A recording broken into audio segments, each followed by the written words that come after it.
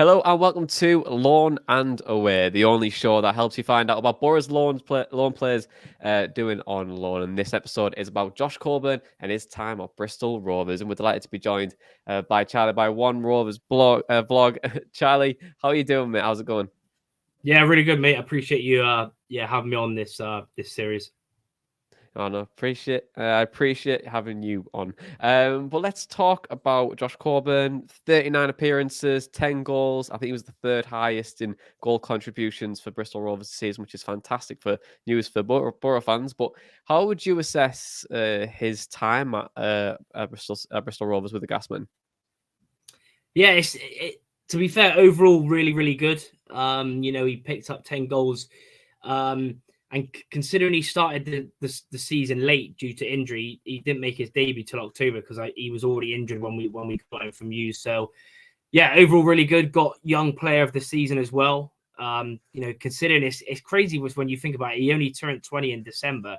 Considering he's so young and he's only made 20 odd appearances at Middlesbrough, and obviously before we signed him, I didn't know too much about him. I knew the goal he scored against Tottenham in the FA Cup, which was insane when you beat them 1-0. But yeah, overall, yeah, really, really, really good. Yeah, really good in terms of obviously the goal contributions. But what do you think his strengths were? What made him get that Young Player of the Year award? I just think is for one is work ethic.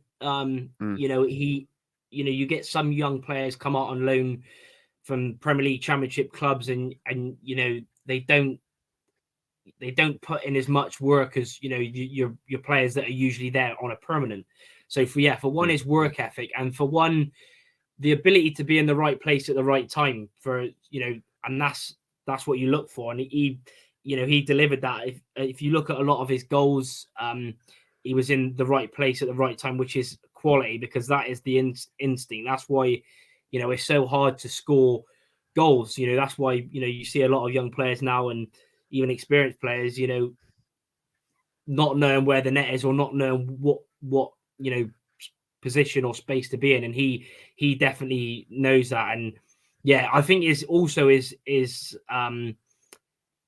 the relationship he picked up with Aaron Collins. I think between them they had scored assisted 6 times, I believe, maybe more, maybe less, but they were a great part of our up to January, how well we were doing. Them two were amazing together. And everything at work ethic, is willingness to never stop, basically always give 110%, even as a loan player, because like I said, you don't see that a lot. So yeah, it was great to see what he gave the Rovers fans, and also the great moments, calling him Teesside Haaland, some great moments in there as well. He was really good.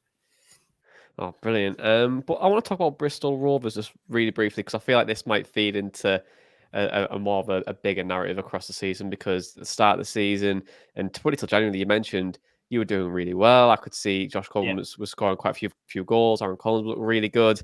And what happened after January? Because you just kind of just went up, and then you just went right all the way down to, like, I think you finished 16th, 17th, right, at the end. Yeah, so 17th, yeah.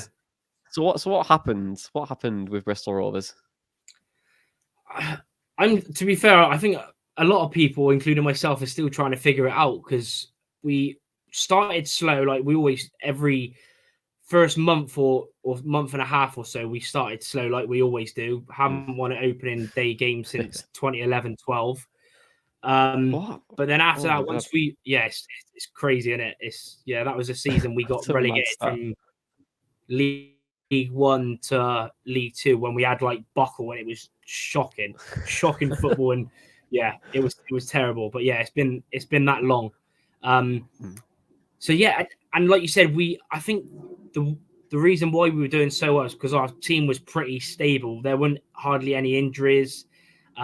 Marquis had a little bit of a injury, but mainly the team was as it is. Rossiter, we had the 3-4-1-2, Coburn and Collins up front. And we were doing really well. I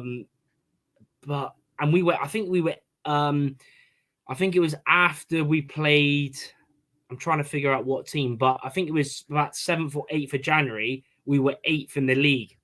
8th in the league. I was getting giddy. I had a bet with my co-host Neil the Rovers would finish in the playoffs, and Rovers fans could blame me if they want. But yeah, I'm not sure. I think, like I said to you prior, I think Bobby Thomas, looking back at it, getting recalled was a big difference, because and Rossiter, Jordan Rossiter, the ex-Liverpool, scoring his debut for Liverpool back all those years ago. His injury against Boro as well. Yeah, it was when you had our ex-Loney Jamal Blackman in goal for that game as well. Yeah. I think. But yeah, it all changed from there. It all changed from there. Yeah, and when obviously the dip in form happened, you were changing the system quite a lot. You were playing 3-4-1-2. You moved to a 4-3-3, the 4-2-3-1. Do you think that the tactical, the systems or the formations that you were playing, do you think that helped or hindered Coburn's performances at that time? Because when you move to 4-3-3 and a 4-2-3-1, you're not with a strike partner anymore, so it's the game will maybe change. So do you think that Coburn was affected by that? Yeah, maybe. Yeah, you could say that. But also, I think another thing that, especially Coburn himself, he picked up he had a knee injury. It was early February, late January. He had a knee injury. I'm not sure what it actually was, but I remember Barton coming out and saying. So I think for 3 or 4 games, I think he missed one, but then he gradually coming back. He was playing like the last 15 minutes a game. So, but yeah, I agree. Definitely, I think, losing Bobby Thomas, getting recalled, going to Barnsley and having a successful season for them, even though they didn't win the playoff final in the end, and Rossiter. And then we sort of bring in all younger players. Lamar Bogard, we got in from Villa. He was good. And we brought in Grant Ward on a free after he left Blackpool. But yeah, you could say that, because it was sort of Coburn was up front, and then you had Collins on the left wing, Sinclair on the right wing. But yeah, I think the injury did play a part for Coburn's form personally, because he just didn't look the same. He sort of, when he was on that scoring run, I think he made his debut in October, scoring against Cambridge, and then up till January, our good form, he had 9 goals in 15 games, and Collins was on fire as well. Obviously, you've seen him get player of the season, etc. But like I said, them two and the whole team were really clicking and looking really good. Not the best defensively, because our defensive record's terrible, but because we scored so many goals, if you look at all of our strikers, apart from Loft, I think he got 7. All of them, Marquis, Coburn, and Collins, all got over double digits. So that was our main threat. But yeah, there was a lot. I think it's a lot of things. Like I said, the injury, players getting recalled and injured, and then like you said, the more different players coming in, it might have affected it quite a lot, because certain players, Finley had an injury, etc. So yeah, I think injuries and new players coming in and players leaving had an effect. And yeah, we just couldn't find the same rhythm after that. And pretty much even Collins, I think he only got 2 or 3 goals after January, I believe. So yeah, it did affect everyone, and it was just a really frustrating way to end the season from like mid-season. Yeah, and obviously for a fan as well, it must have been quite difficult to watch. Obviously after January, I feel like you would have been pulling your hair out for the most of the results that you had. Obviously, and with a form, when a team comes out of form, it's very difficult to see any positives. It's difficult to see if a player is actually good enough, or what he's got in them in terms of, can they still perform when things aren't going great. But overall, what do you think the future look like for Josh Coburn? Can you see him potentially coming back to Boro and maybe breaking through, or do you think you'll see him back out on loan again? I'm not sure. I think to be fair, he's got all the quality. He's got pace. He's got power. Like I said, his instinct is very good. I just think because it's nothing to do with himself, personally for trying. But I just think because he's so young, even though he's tall, he hasn't got the brute strength of a big player because he's still young. So I think if he, although saying that, a lot of the time, League One is a very physical league. A lot of teams playing free at the back. A lot of them are, brutes. And he was, to be fair, he was getting fouled a lot. But other times, if he was, and like I said, it's nothing. Because of how young he is. Like I said, people don't realize how he's still so young. You look at him, you listen to him. He's still a kid, isn't he? Really. So it's pretty mad for them. But yeah, I think easily, because obviously, you're still in the Championship. Obviously, gutting for you to not go up, because I do like Middlesbrough, the way, especially under Carrick, he sort of transformed. Bringing Akpom into looking amazing. Shout out to the podcast you've done with that as well. I watched that earlier on. That was quality.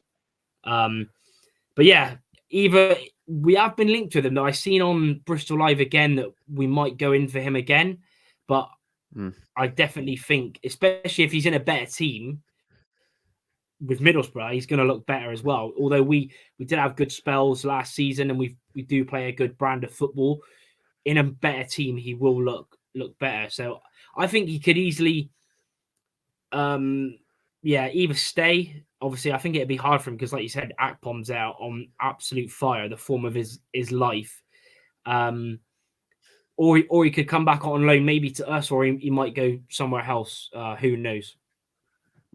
Well, my final question for you, Charlie, is: would you take him back if you were given the chance? I would. Yeah, I would. Even like I said, because it was, like I said, a mixture of injuries, etc. Him getting an injury, because he did end this on a personal note. He did end the season in terms of goals like poorly. He got, I think, I think he went 19 from January to the second to last game. He went 19 games without a goal, but I don't blame that, because he still had good chances, good saves, etc. Like I said, the injury, but I would definitely take him back. I think if he can get a bit bulkier, obviously not lose the pace, but just strengthen up, because he is still young, and with time he will. I think he'll be an absolute monster. In 3 or 4 years, or when he's at his prime. But I would definitely take him back. I think fans love him. Like I said, he gives absolutely everything. There's not a bad thing to say about him. And yeah, deserved to win Young Player of the Year. And yeah, I definitely love to see him back in the blue and white quarters. Well, you never know. It might happen this season, but who knows? I actually have no idea how we're going to manage Josh Coburn, to be honest, because he's still very young. He still needs game time. We're still pushing for promotion. Will he fit? Will he fit this new way of playing? I think he will, but is he ready for it? There's just so many questions around him. So I think from our chat, it's really good to hear that it was a really positive loan spell. You guys liked him. He had a really good run of form, played a lot of games, and most importantly, you would take him back as well. So that is a really good thing for Boro fans to kind of accept and be like, we do have a player on our hands. He is good enough, and we'll see what he can do. Maybe not next year, but maybe the year after, wherever Boro and Bristol Rovers will be. But Charlie, thank you so much for joining me. I really appreciate you coming on and chatting everything Josh Coburn. And I'm sorry that it was a poor end to Bristol Rovers' season. But where can people find you? Where, if they want to watch some Bristol Rovers videos, where can they get you? Yeah, just One Rovers vlogs on YouTube, on the road to 6.5K subscribers. And yeah, also feel free to follow me on Twitter at the same One Rovers vlogs as well. Great, thank you very much, Charlie. But for now, Josh put his foot on the gas in Bristol. But how will he do next season? Will he be there again or will he not? This has been Loan and Away, and that was all your Josh Coburn chatter in a pod.